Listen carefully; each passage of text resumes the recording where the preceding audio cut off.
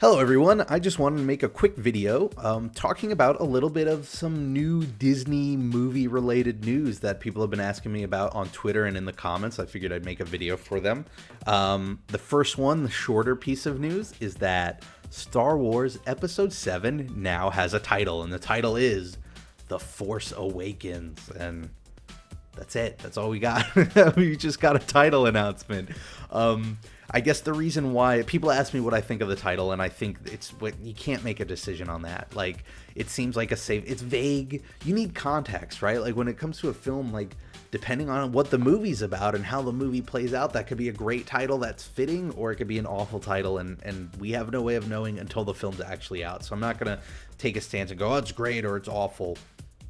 But I wanted to mention it because I love that I'm going back to this exciting feeling that I had back when I was a teenager in high school when the original prequels were coming out. I mean, I think I was in the 8th grade when episode 1 came out, and then I was in high school sophomore year for episode 2, and then senior year for episode 3. So I sort of grew up with the prequels, and I eventually ended up not liking those movies very much. But even when I didn't like the movies, I loved the build-up. I loved the hype and the news cycles and just the wait and getting closer to it and for it to become more and more real. And I'm excited that I get to do this all over again. And it's really, really exciting. And I think, you know, if you had told me last week that I was going to get excited about a title announcement, I would have said you were crazy. But here I was excited and IMing all my friends and just, oh, you know, did you hear the title? Did you hear the title? Oh my God, there's a title. And I think it's because each little event like that just makes the film more and more real. And as a Star Wars fan since I was like 10 years old, I can't wait to be there on opening night to watch the movie, to see Episode 7, The Force Awakens. What's interesting is I think in the marketing, they dropped the Episode 7, and I think they'll keep it dropped. I think it'll just be Star Wars, The Force Awakens. But then when the movie when you're in the movie, it'll say Episode 7. And I think that maybe they're dropping the Episode 7 to keep it from feeling intimidating, so that like somebody who's not into Star Wars goes, oh, Episode 7, does that mean I have to watch 1 through 6? You know, but who knows? We'll see. There's over a year of marketing left. The other big news, Toy Story 4 has been announced. Mixed reactions with that, as I would expect there would have been.